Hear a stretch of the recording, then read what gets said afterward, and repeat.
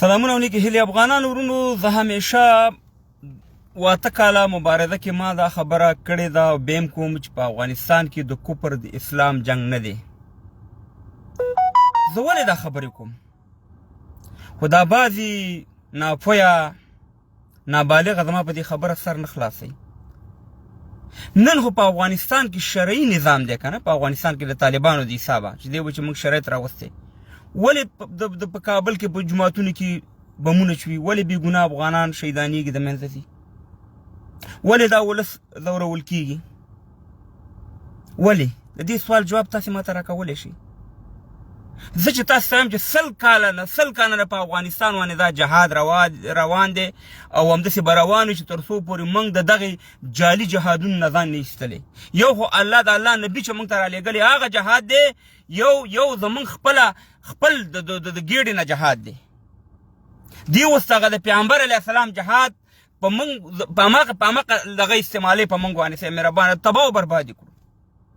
خو نن خو ګوره، نن خو د طالبان حکومت دی، مولیان هم دي، طالبان هم دي، خو یو ځای دي چې که نه دا مجاهدین دي ورسره یو ځای شي، دغه ټول افغانان دې سره یو ځای شي او دغه وطن دې جوړ کړي که نه. که دا د کفر د اسلام خبره خو نن ولې سره یو ځای نه کېږي؟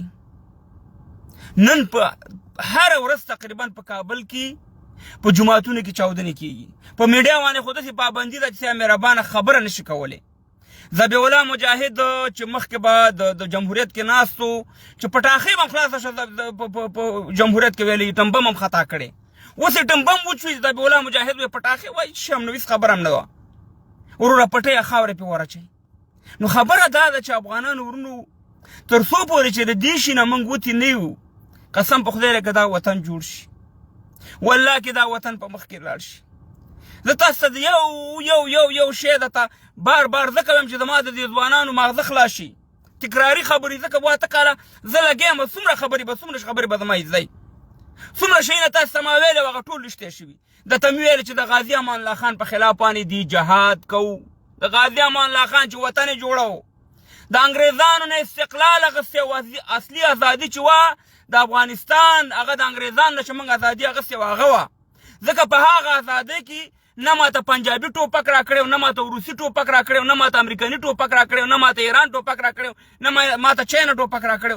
په خپل مټو په بازو باندې مې د انګریزانو نه ازادي واخیسته او د حق ورځې نه انګریزانو قسم وخوړو چې والله کې پرېږدم افغانانو، تاسې خو موږ سره جهاد وکړو، موږ له خو شکست راکړو. اوس ودرېږه چې همدغه ملا ستا ملا چې دی هم ستا په دې سټ کې دره چومه او د هماغې ورځې نه دا لوبه موږ سره روانه ده. اوس دغه مجاهدین یا دغه طالبانو ته تاسې ووایئ چې هغه غازي امان الله خان چې کوم ازادي اخیستې وه هغه تاسې منئ؟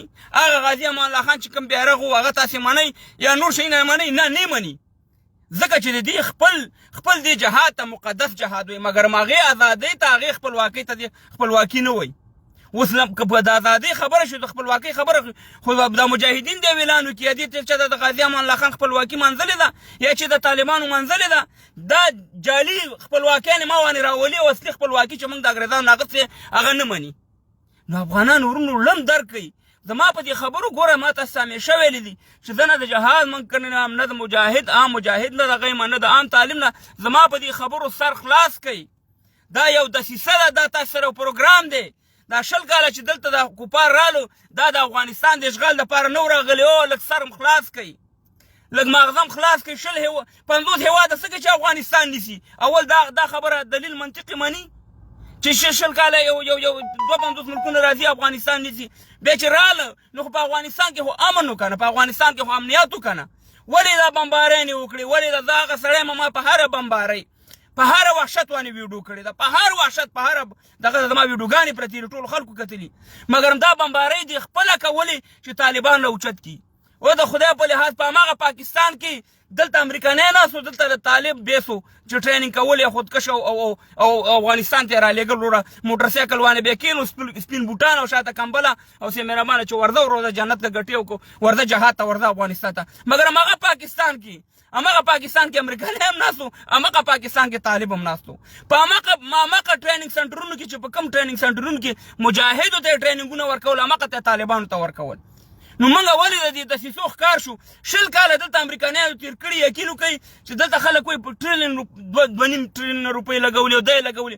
تاسو ټول مدنیات یې وړه په دې 20 کالو کې. دا 20 کاله پروګرام ختم شو. څه چې ووالو د وایټ هاوس نه دلته مهربانه د اشرف غني صاحب حکومت چې دی، د اشرف غني صاحب حکومت امریکایانو طالبانو ته ورکو، په دې سر خلاصي که نه خلاصيږي. اشرف غني صاحب موږ بل ورځ کتو، زمونږ محبوب مشر تیر شوی دی، موږ ورته احترام لرو. اشرف غني صاحب زمونږ د ځوانانو نه ګیله وکړه چې یاره ما سره ځوانان ونه درېدو.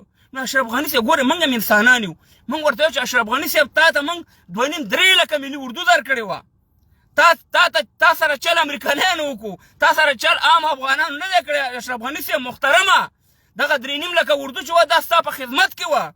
نو نور خو ولس سره خو شی نه و که نه، ولس خو همداسې ورور سي مقه ولس چې دغه ګوتې یې غوڅې شوې، تا ته ووټونه درکړه، ته رئیس جمهوریت ته ورسولې. مګر ټول د امریکې پروګرام، دا زورواکان، جنګ سالاران، غصبګر، دا ټول د امریکایانو په دغه اشارو روانو. و افغانانو ورونو دغه موږ او تاسې به ډېر دا خو اصلي موږ او تاسې پنجاب او پاکستان. زه ولې د مجاهد شکست نه منم، زه ولې د طالب شکست نه منم. زه ورته وایم چې امریکا او 52 ملکونه چې دي دا پنجاب دی، که نرې دغې ته شکست ورکړه نو بیا به دې زه توره وګورم.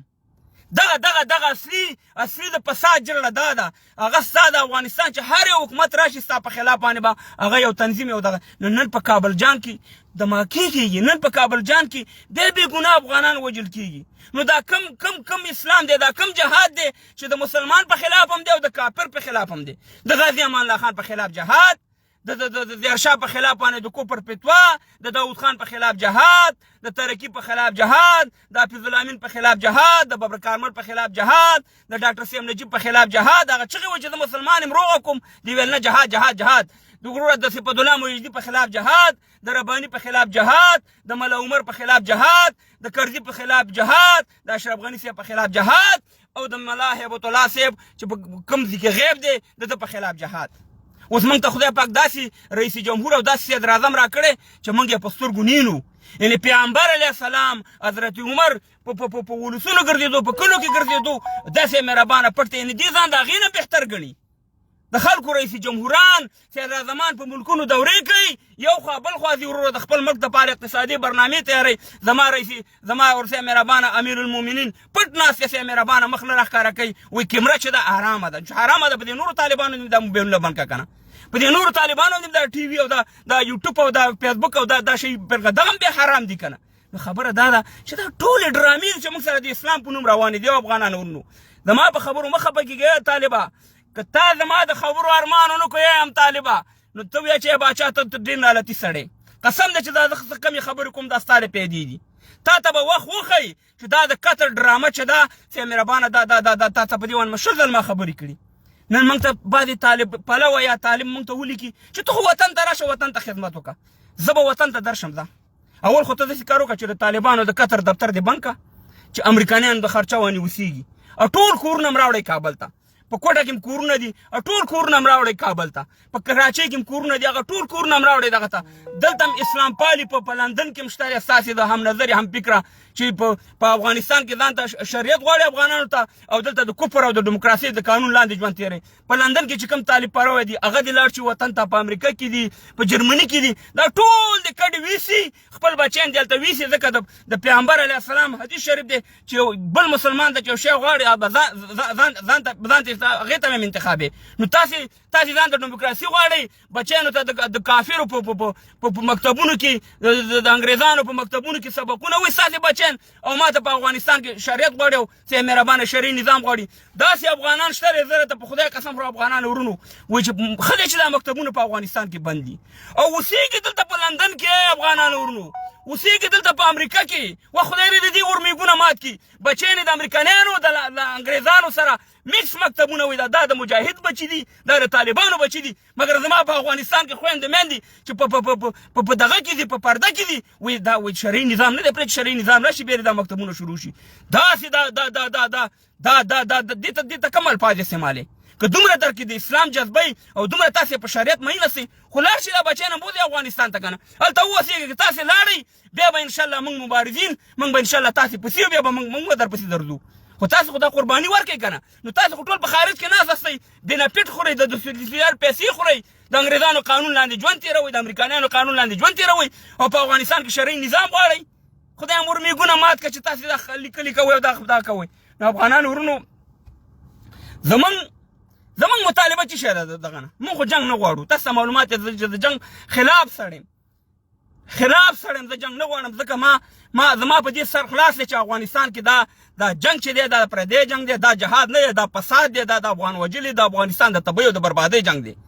زمونږ غوښتنه دا ده، 3 غوښتنې دي زمونږ. موږ خپل ملي بیرغ غواړو، دا زمونږ حق دی که حق نه دی. دا د ولس فیصله ده که نه ده. طالب یې نه مني، نو ته ماته چې زه طالب بیا منم. ملي سرود موږ غواړو، ملي سرود د دې ولس حق دی که حق نه دی. که دې چې ته وایي چې ملي سرود حرام دی، نو بیا به د طالب په لاس کې دا موبایل هم حرام دی. ما سره دی هر څوک چې دی زه ورسره باز کوم.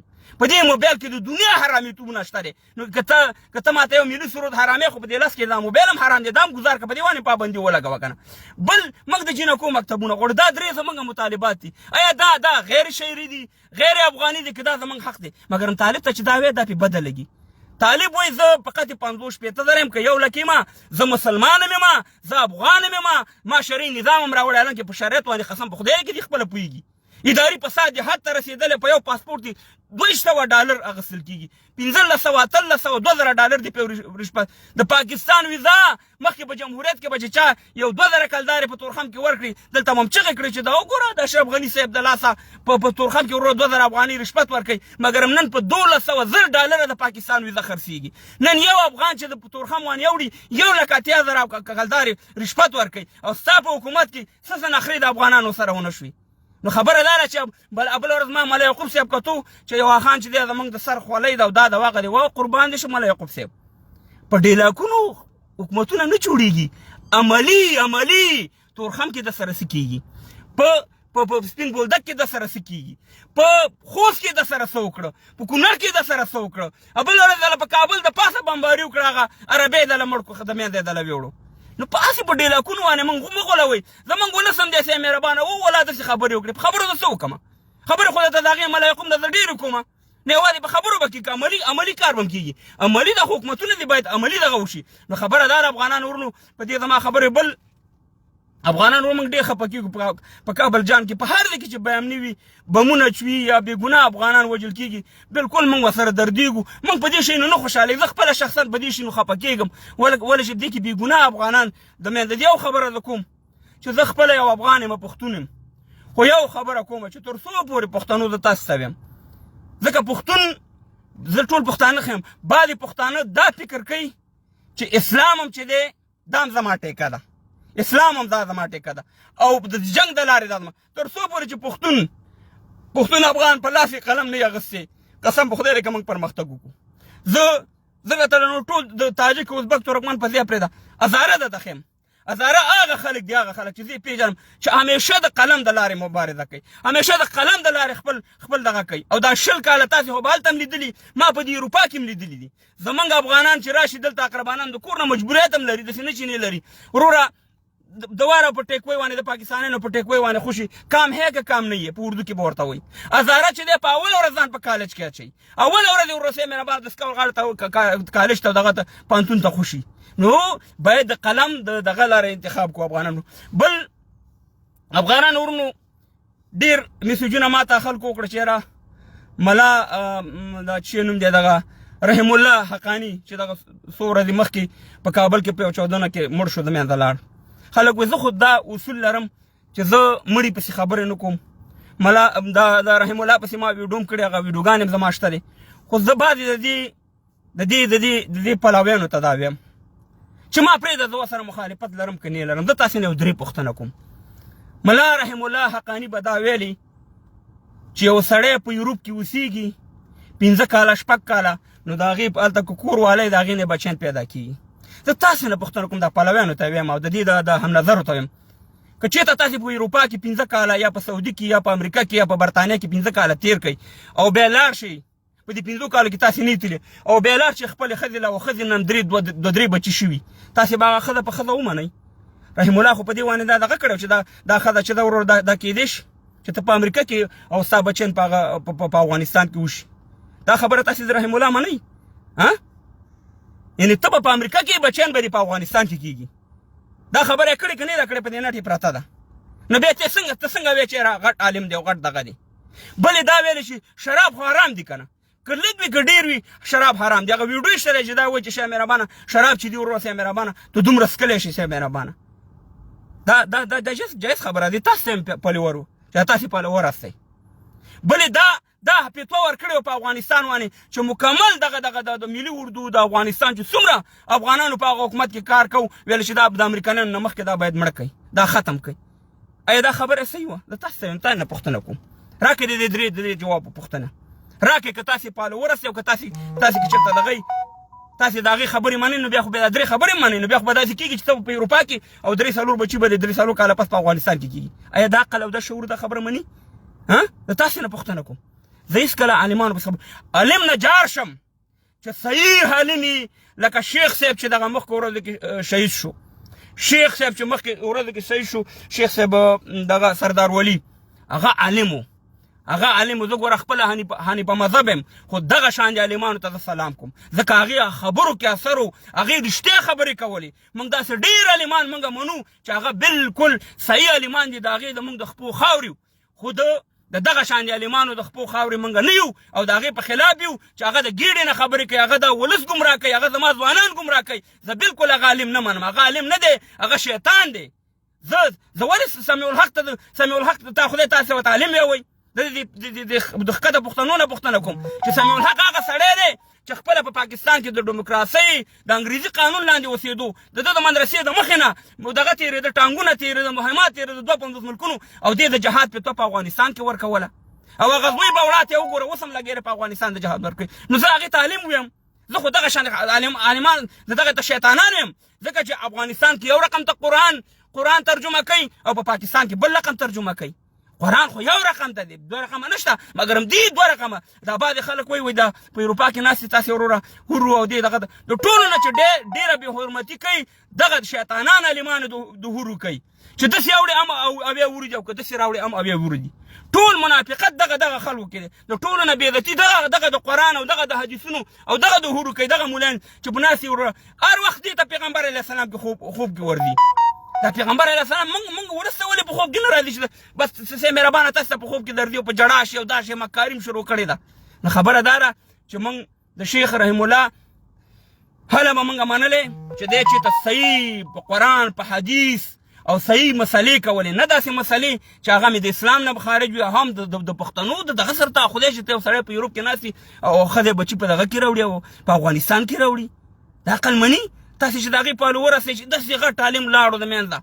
عالم موږ ډېر عالمان لرو موږ ویلې چې زه ګوره خپله ډېر د عالمانو که هغه په طالبانو کې وي او که غیر طالبانو کې چې ښه عالمان هغې ته زموږ په دواړو لاسونو سلام دی مګر همداسې عالمانو ته موږ سلام نه که بدې ورځې ورپسې نه ویو خو دا هغه زما هغه دغه وه چې مرګړو ویل چې تا پسې ونه ویلې زه هېڅکله چې مړ شي وي پړ شي زه مړو پسې بدې ورځې نه ویم نه کنځلې کوم خو زه دا ویم چې د عالم او د شیطان باید معلوم یو انګریزي ملا دی چې د غازي امان الله خان نه د افغانانو د تباهي او د بربادي او دلته یو د جهاد په نوم باندې افغانان تباه او برباد کړ او یو چې دی افغاني پښتون ملا دی هغې پښتون افغاني ملا ته زموږ سلام دی بل افغانان ورونو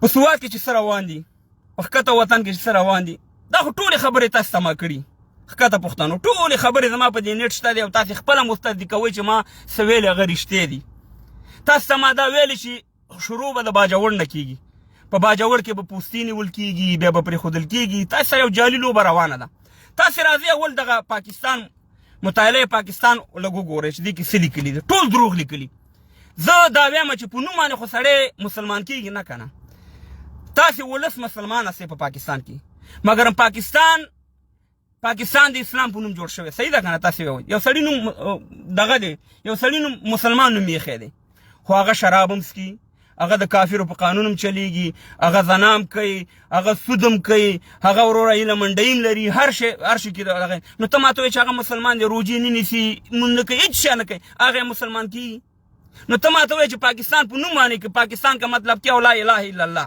بس خالي همدې کلمې ته خوشحاله پاکستان کا مطلب کیا امریکا او برطانیه د پاکستان قانون ته دی وګوره په پاکستان کې کم کارنامې دي چې نه کېږي او زما پښتون او زما افغان ورو ښکته ورو تا ته ویم زه ته ما ته مهاجر مو یوه ته ماته مهاجر مه وایه چې مهاجر و داسې یو هغسې همدغه کوم کچه ګړۍ کې چې د افغانستان مهاجرو په همغه کچه ګړۍ کې ته د باجوړ او د سوات خلک مهاجر کړه که مهاجر یې نه کړه دغه بله ورځ ما نه غوښته چې د ډېرې خبرې وکړم خو دغه یو سپین ږیری دی په وایس او امریکا په هغه دغه سره انټرویو ده هغه وایي چې زموږ نه ښځې بوتلي زموږ نه زنانه بوتلي زموږ سره زنانو سره داسې کوم دا چا د سره وکړه خو دا همدغه د رنجیت سنګ اولاد د سره وکړه همدغه پنجاب د سره وکړه افغانان ورونو هیله منډۍ په لاهور کې ده هیله منډۍ جهاد په کسهانۍ کې کیږي په وزیرستان کې کیږي په کابل کې کیږي لوسې جنکۍ په پنډۍ کې راوځي فتوا په افغانستان ورکول کیږي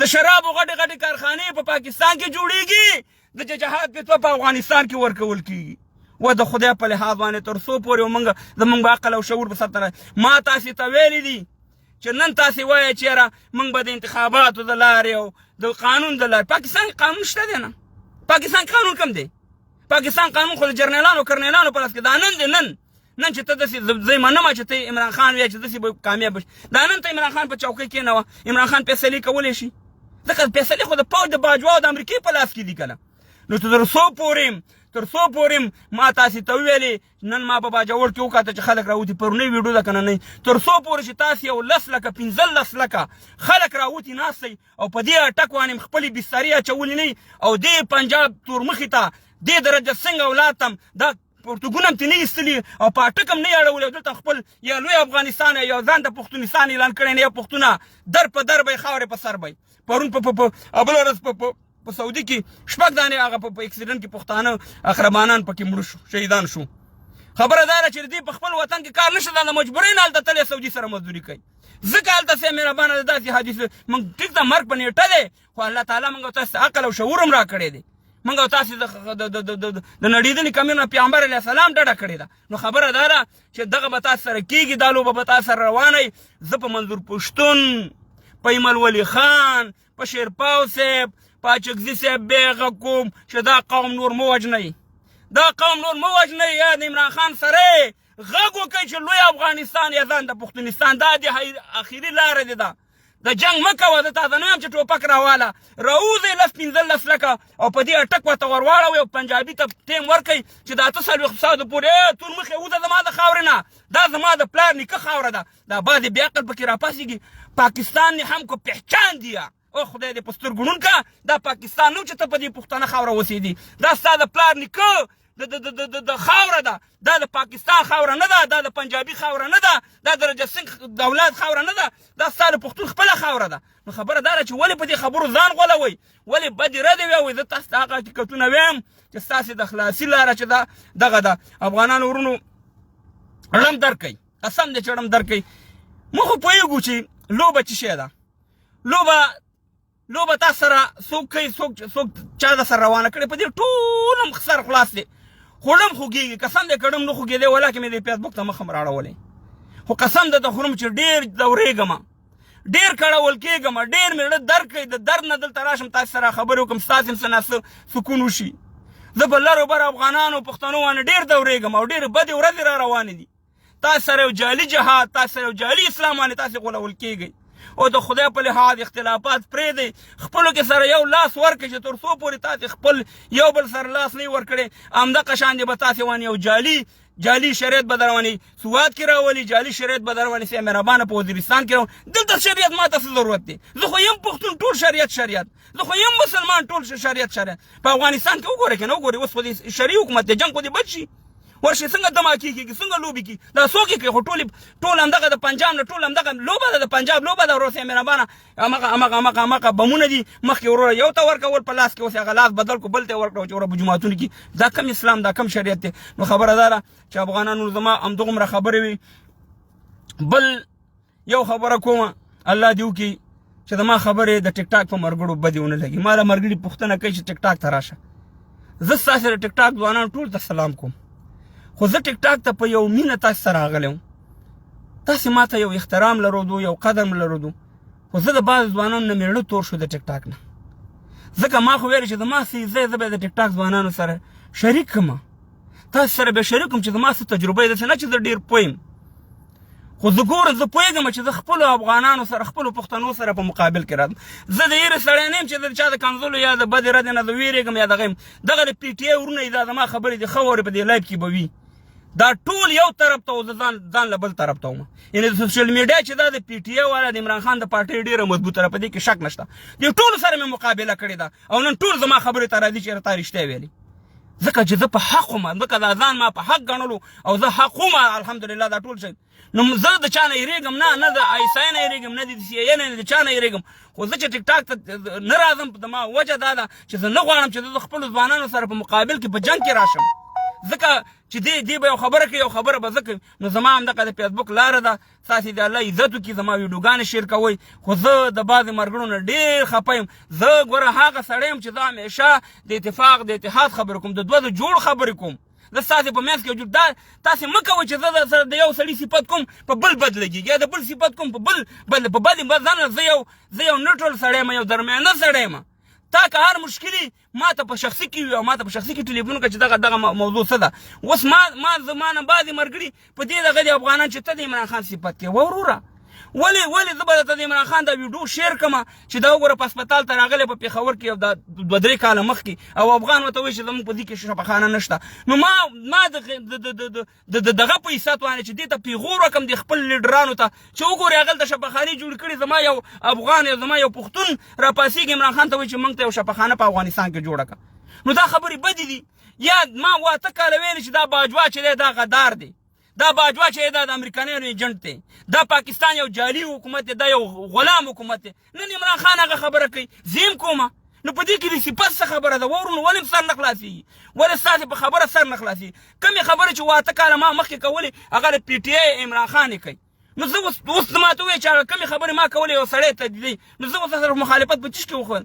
زه خو هغه سړی یم، تاسې په ما ولې شک کوئ چې د ټول نه زیاتې مظاهرې د پاکستان سفارت مخې ته ما کړي، د ټول نه زیاته مبارزه سخته مبارزه د پاکستان په خلاف ما کړې. تاسې راځئ ما په دې باندې دا کوئ چې ته د عمران خان زه د خرڅېدلو والا نه یم، ولا چې دا ټوله دنیا یو طرف ته شي زه بل طرف ته شم. قسم په خدای دی که زه خرڅ شم یا افغانان ورونو دی زما پښتون ورونو، زه د پیسو والا شوقي والا نه یم. زه دغه تاسې چې ینم دغه شان خپل مرګ ینم. دا پیسې دا دولت دا شهرت دا هر شی به پاتې. زه ستاسې نه ډېره مننه کوم چې زه هر ځای ته درشم، تاسې زما ډېر عزت کوئ ځوانان. هر ځای ته چې زه درغلی یم هغه ویډیوګانې زه ګورم خپلې چې تاسې ما سره کم احترام لرئ کم دغه لرئ. په ما باندې شک مه کوئ ګلانو، تاسې زما ورونه استئ. زه داسې سړی نه یم چې زه خر شم. زه به د حق خبره کوم. نن چې 8 کاله پس پي ټي آی والا ښکته پښتنو ته زما خبرې معلومې شو چې ته صحیح وې، میاشت 2 کال پس به همدغه خبرې چې ما د عمران خان په باره کې کړي همدا تاسې به ویله چې بالکل یاره بالکل دې رښتیا ویلي، همدا تاسې به بیا د دې خبرې شاید وسئ. نو په الله سپارم افغانان ورونو، الله دې زموږ او ستاسې په وطن کې یو رښتونکی اسلام، یو رښتونکی شریعت، یو رښتونکی د افغانانو ته دا حکومت. او زه طالبانو ته دا بیا ویم چې دا بارم کوږ دی، دا بارم تر خپل منزله نه رسیږي. دلته به بېرته جمهوریت راځي. د جمهوریت ګوره زه ګوره دا خبره کلیر کړم چې زه خپله زه یم چې خدای 100% کې شریعت وي، خو موږ پوهېږو کفار هم نه پرېږدي، موږ پوهېږو چې دنیا هم نه پرېږدي. دلته به بېرته جمهوریت راځي، دلته به بېرته ډیموکراسي راځي. ستا دا اسلام به ستا په وجه باندې دومره بدنام کړي، ستا دا ګیره به دومره بدنامه کړي، ستا دا پټګی به دومره بدنام کړي چې بیا به د ټولو خلکو ستا نه نفرت کېږي. لکه دا یو کال دی چې تېر کړو، ته اوس وګوره خپل ځان دې وګوره چې تا نه ځوانان څومره نفرت لري. موږ د اسلام نه نفرت نه لرو، خو خبره دا ده چې ستا په وجه باندې خلک به اسلام ته هم کنځلې کوي، خلک به طالب ته هم کنځلې کوي، خلک به پټګي ته هم کنځلې کوي، خلک به ګیرین ته هم. خپل ځان دې اصلاح کړه. ته وګوره چې ولس څه شی غواړي هغه وکړه. دغه 50-60 طالبان ستاسو خوا دي یا د دې افغانانو نه بهتر دي چې یا ملا هیبت الله دي ولې نه راځي دلته ټي وي ته، ولې نه کښېني، ولې خبرې نه کوي، ولې دلته ولس کې نه ګرځي، ولې د ولس مشکلات نه ګوري. خبره دا ده چې موږ ته ستاسې زور معلوم دی چې د یو ډرون د حملې نه ناست دی، خو بس یې به ډېرو شي نو زه خبرې نه کوم چې بیا خبره بل طرف ته ځي. خبره دا ده چې څه خبرې ستاسې موږ د دې د حکمت په وجه چې دښمن ترې نه غلطې پیدې اخلي. خدای ته وګورئ، ځان مسلمانان کوي، صحیح افغانان کوي، او د دې افغان ملت چې څه غوښتني هغه ومنئ. نن په افغانستان کې تاسې د تعلیم بیړه غرقه کړه، ټول افغانان ټول پښتانه بې تعلیمه کړه کوم چا باندې پابندۍ دي لګولي او څوک د اقتصادي وجې ده ټول تعلیمونه پرېږدي وروسته مهربانه د یو ملک چې ته تعلیم بند کړي تعلیم یې خراب کړي هغه ملک تباه او برباد کړو یو ځل خو په 1999 کې د افغانستان بیړه غر کړ چې مکتبونه بند کړي اوس هم بیا بیړه غر کړ د افغانستان زموږ دغه د استقلال ورځ چې ده افغانان ورونو سبا 19 تاریخ دی د اګست 2022 کال ټولو ته بیا مبارک انشاءالله پروګرامونه هم روان دي زما ملګرو سره په تماس کې ما نو زموږ اصلي ازادي چې ده په 19 اګست 2022 کې چې غازي امان الله خان د انګریزانو نه اخیستې په هغه ومانځو خو بعضې په اروپا کې مشکلات یې ځکه جمعې ورځ رخصت نه وي نو بعضې ملګري بیا په یکشنبه کوي بعضې ملګري بیا یو جمعه وروسته کوي کوم مشکل نه دی نو موږ به انشاءالله د افغانستان د استقلال ورځ او د افغانستان درې رنګه بیرغ ملي سرود دا به انشاءالله پاره کې غازي امان الله خان چې زموږ اتل قهرمان تیر شوی او رب العالمین دې په لر او بر وطن افغان کې خیر پېښ کړي خدای رب العالمین دې د دې پنجابي او د دې امریکایانو دسیسو نه موږ او تاسې نور وساتي سوات ورونو تاسو ته دا خبرې مخکې ما کړي چې تاسو سره دا لوبې کېږي که غواړئ زه به تاسو ته ویډیوګانې شیر کړم